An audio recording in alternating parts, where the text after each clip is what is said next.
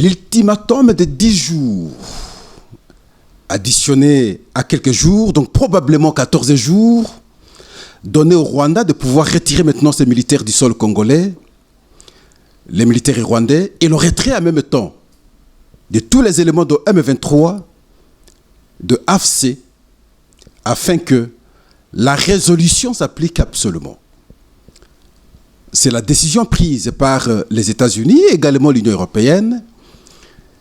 Et voilà, le Rwanda n'a plus assez de jours, que 14 jours, de pouvoir alors quitter totalement le sol congolais. Mais en même temps, il faut le signaler, il y a certains retraits qui sont signalés dans certains coins, dans un camp dans le sud Kivu, précisément à Bukavu, et dans un village aussi au nord Kivu.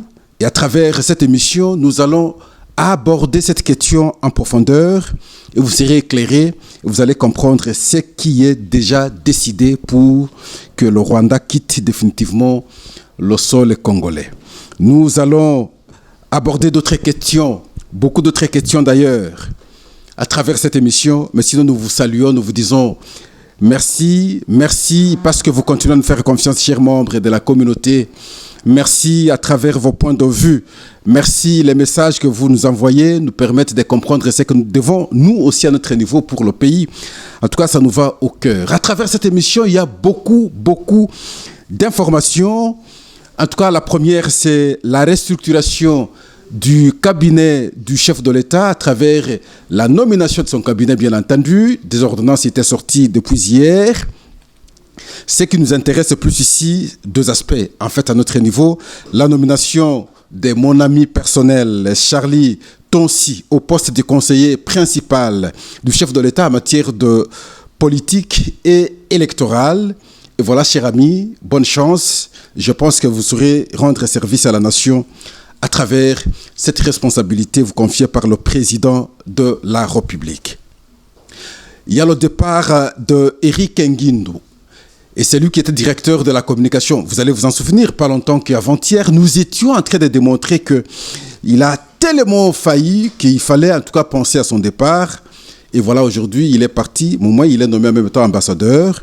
Il est remplacé par Madame Farah Mwamba, qui est directrice maintenant de la cellule de la communication. Alors, nous estimons, tout en les félicitant, qu'ils seront à mesure, en tout cas, de bien faire le travail, surtout dans son volet de la communication, à ce stade des temps.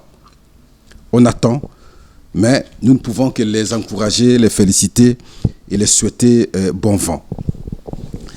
Il y a aussi, vous allez nous excuser parce que nous avons beaucoup d'éléments aujourd'hui, parce que nous avons parlé de retrait. Il y a aussi la Turquie qui refuse de vendre les armes au Rwanda depuis le jeudi 6 mars 2025. Et l'ambassadeur Dani Al-Ashkar, président du Prince Group Invest Holding turc, spécialisé dans la vente d'armes en Afrique, qui a annoncé cette décision et déjà 3 fois de refus. Et voilà, c'est maintenant la Turquie qui aussi prend cette position contre le Rwanda. Nous avons aujourd'hui aussi l'information en rapport avec l'invitation officielle du président de la République, Félix-Antoine Tshisekedi, par la Maison Blanche. Donc, au mois d'avril 2025, le président Félix Tshisekedi se rendra aux États-Unis où il est invité officiellement.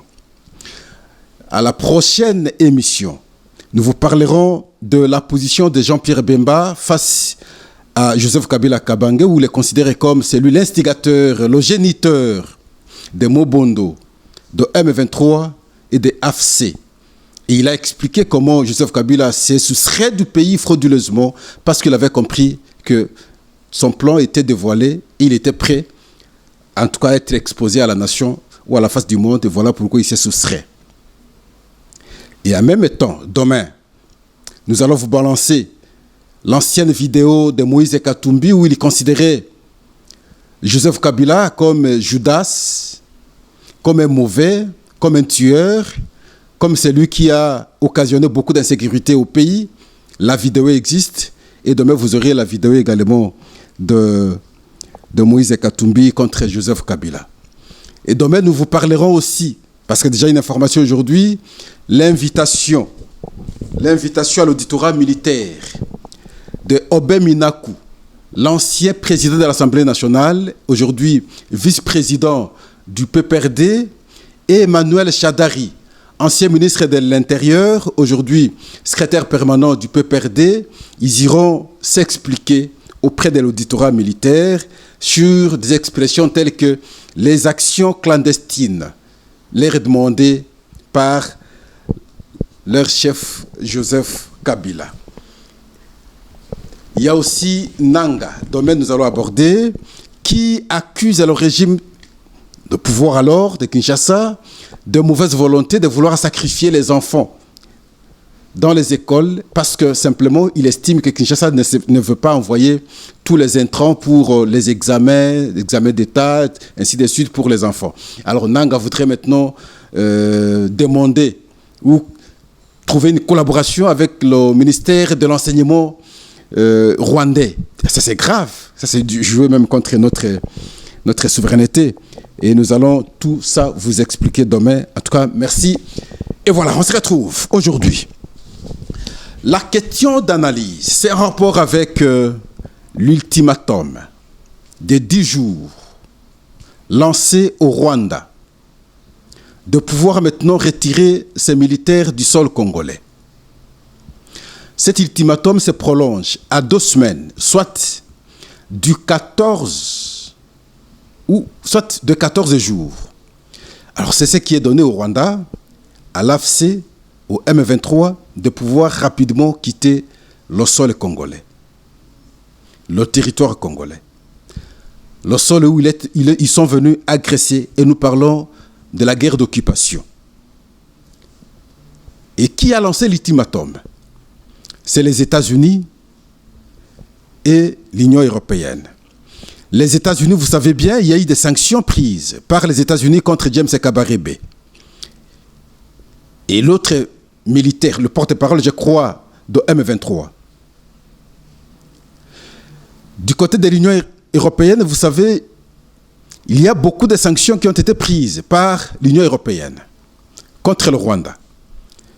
Mais au-delà de tout, sinon au-dessus de tout, il y a la résolution 2773 des Nations Unies qui a condamné clairement le Rwanda et qui a demandé au Rwanda de retirer ses militaires du sol congolais. Il se constate, depuis que cette résolution a été prise, jusqu'à ce jour, le Rwanda n'a pas retiré ses militaires. Mais on n'a pas cessé d'enregistrer des condamnations de part en part contre le Rwanda par les différents pays, bien entendu, mais on a eu l'impression comme si le Rwanda bouchait ses oreilles. Et voilà, à ce jour, on lance l'ultimatum au Rwanda de pouvoir retirer ses militaires. On lance l'ultimatum au 23 de pouvoir quitter maintenant les zones où il contrôle. On lance l'ultimatum à l'AFC de quitter rapidement les zones où il contrôle.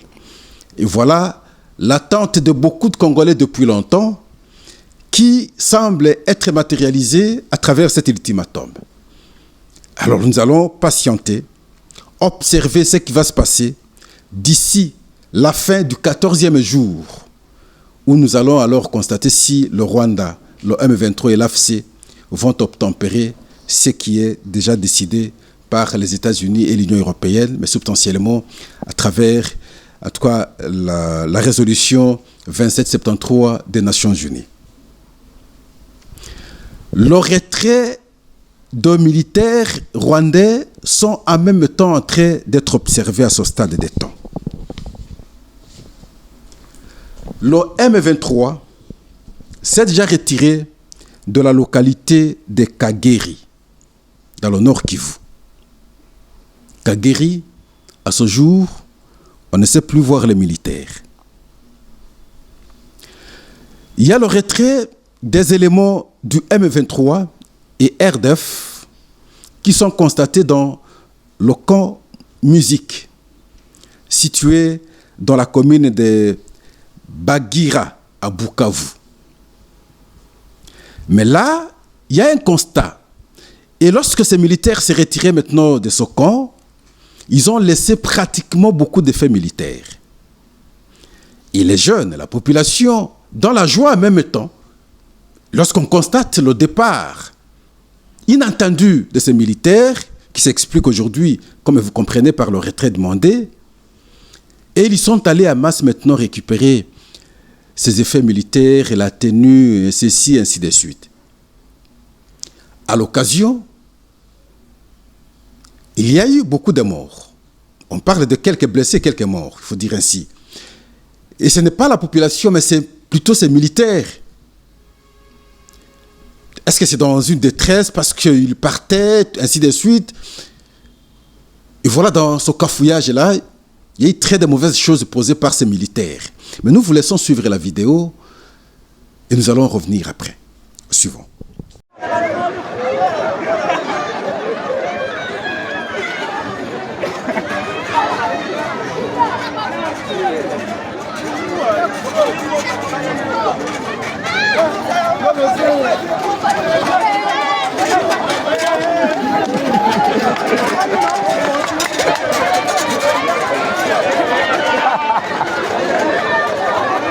Les scènes de pillage ont été constatées.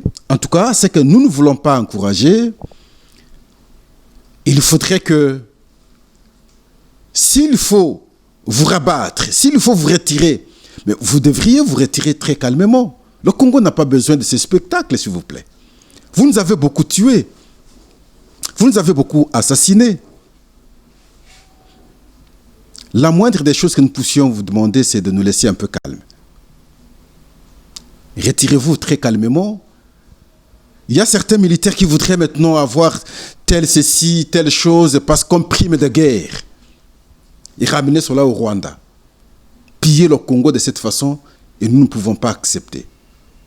Nous ne pouvons que dénoncer. Alors nous nous adressons à Corneille Nangaa qui observe tout ça. Vous qui êtes Congolais, et lorsque vous observez qu'on est en train de détruire votre pays de cette façon, non seulement qu'on a tué vos frères et sœurs, mais on est en train maintenant de détruire ce que vous avez comme infrastructure, comme vous avez comme petite économie. Mais c'est horrible contre le pays. Un peu de conscience. Nous voulons bien la pensée d'Héraclite de Fès, nous vous rappelons pratiquement chaque jour.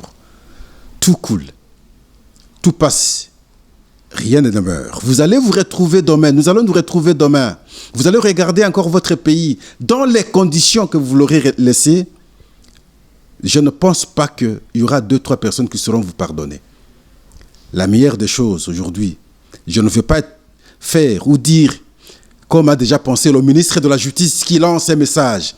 Et il dit, je crois que c'est 500 000 $ américains ou 5 millions, à toute personne qui sera à mesure de mettre la main sur Corneille Nangaa. Les gens risquent maintenant de s'émouvoir, de s'engager, afin de bénéficier de l'argent en question. Attention. Et nous ne sommes pas dans cet élan-là, mais nous sommes dans l'élan de vous appeler à prendre conscience, à comprendre que ce qui est fait à ce jour contre le pays par votre canal est trop néfaste et trop mauvais contre votre propre pays. Alors nous vous invitons à prendre conscience. Ce serait la meilleure des choses. Il y a la Turquie. Non, avant qu'on aborde la Turquie, nous avons des informations telles que Corneille Nangaa, le président de l'AFC,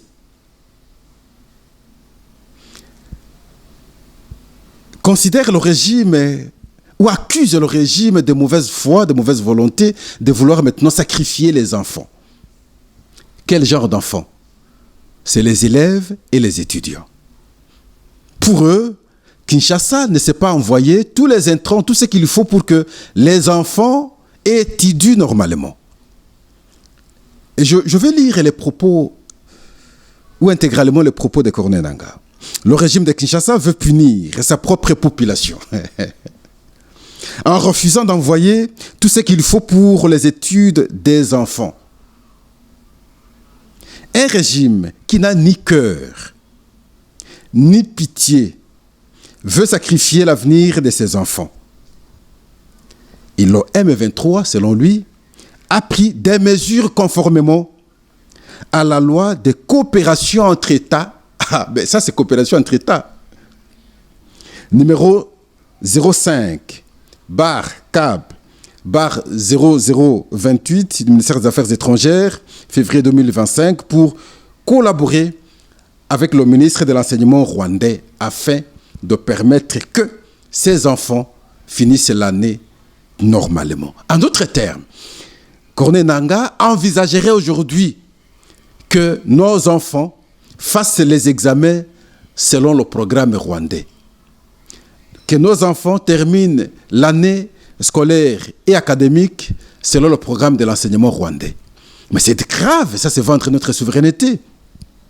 Mais bien avant, lorsqu'il dit, par exemple, il dit un gouvernement ou un régime qui n'a ni cœur ni pitié. Mais c'est vous qui aviez pris les armes, chers frères, qui manquait plutôt le cœur, qui manquait la pitié. Vous aviez pris les armes pour sacrifier tous ces enfants. Vous aviez pris les armes pour punir la population. Vous avez pris les armes pour tuer la population. Vous avez pris les armes pour détruire l'économie de notre pays. Vous avez pris les armes pour mettre ces enfants dans cet état aujourd'hui. Je pense, de mon point de vue, aux enfants et à toute la population de cette partie du pays. C'est l'occasion de vous révolter contre les gens qui sont venus punir vos enfants de cette manière.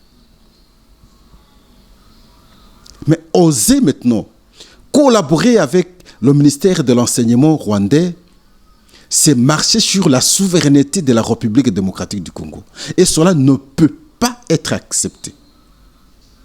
Et la disposition que vous aviez lue ici, cette disposition, c'est entre coopération des États, entre États et États. Ça n'a rien à voir d'un mouvement militaire, d'une agression.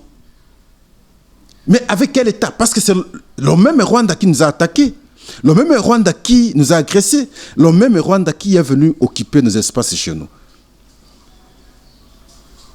C'est incompréhensible de poser un tel acte à ce jour. Et voilà, c'est à la population en même temps aussi d'ouvrir l'œil et le bon afin de s'opposer à ce qui est pensé par Corneille Nangaa dans le cas d'espèce de vouloir que nos enfants passent des examens selon le modèle et selon l'enseignement rwandais. En tout cas, merci. Il y a la Turquie qui refuse de vendre les armes au Rwanda.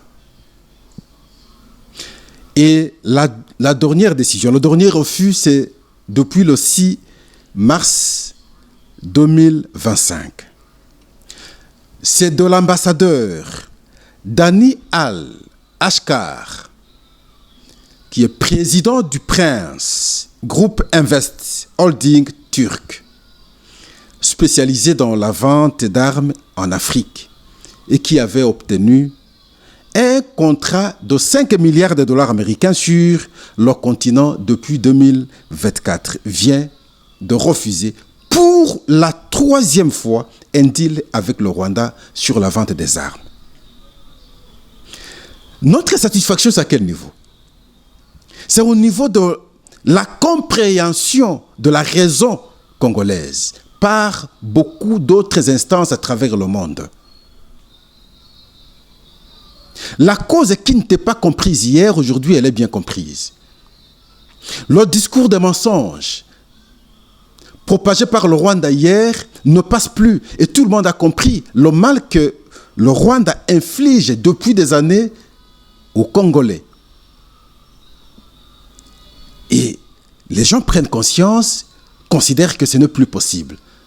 Stop, et on ne peut plus continuer ainsi.